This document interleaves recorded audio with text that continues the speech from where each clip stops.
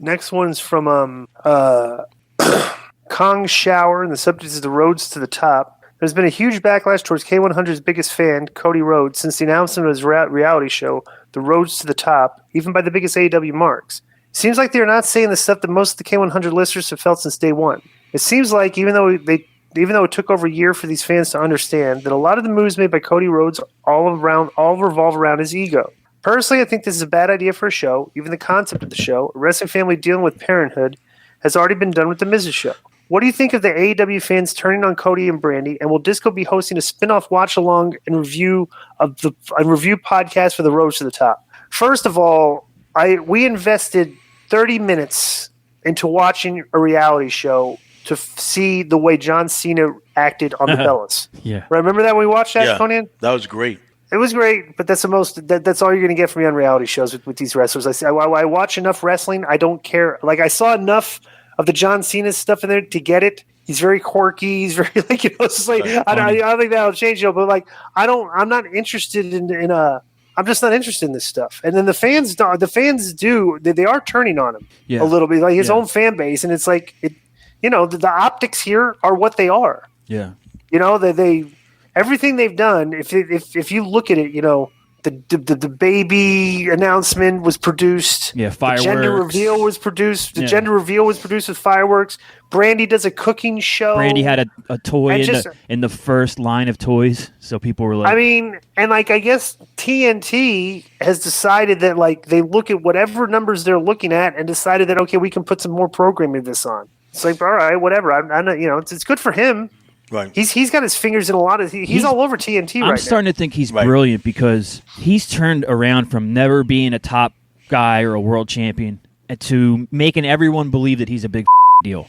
And he did it through just running through the indies and self-promotion and getting in with Kenny and the Bucks. I'm not going to... I mean, those guys were super popular without him. He got in with them and became popular because of his association, I think. And he turned it into all this shit. Now he's on 2 TV shows. He's a top wrestler. There's a whole company for him to play in and all this. And I just think he's brilliant. He went from Stardust to having his own reality show and being an executive in a wrestling company, Let me read this real quick before we get a resi on. Yeah. This is an email. Well, we've already discussed this, okay? But I'm just going to marry this email list so we get both of them in the same question. So we're not excluding one guy. This one's from Mitch and Sirleaf, and subject is Roads to the Top. Hooray, Ms. and Mrs. Light. K100, what's going on? For a company that says they're trying their damnedest not to be like WWE, week after week we're seeing glaring similarities coming from the sports-based promotion. Part of the similarity is a desire to want to branch out into other forms of entertainment, more specifically Cody and Brandy. Is it me, or is this reality show another example of the self-aggrandizing nature of Cody and Brandy?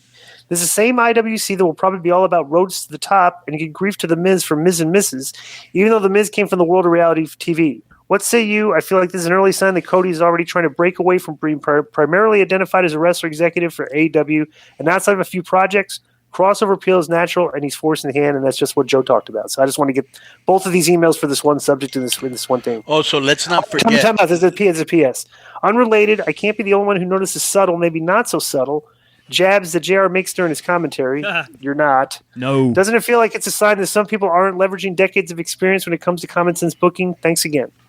We talk about this all the time with JR. When you listen to our AEW review, we always reference things JR says. Yeah, every week. Also, Go ahead. Let's not forget the fact that his dad was also an executive, which he learned a lot wrestling. He learned a lot from. And I remember Dusty Rhodes telling me that he used to go to Austin, Texas, to these seminars by the great Robert Rodriguez, who lived in Austin. I was like, really? And he was like, yeah, I really want to get into filmmaking and like that. And I was like, wow.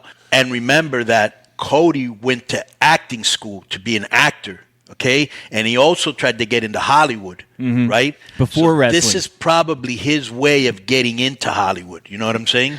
Bro, they come across, too, as they're kind of like marks from Meghan and Harry, it seems like. Right. Because that's like the dynamic. It's like, right? All right.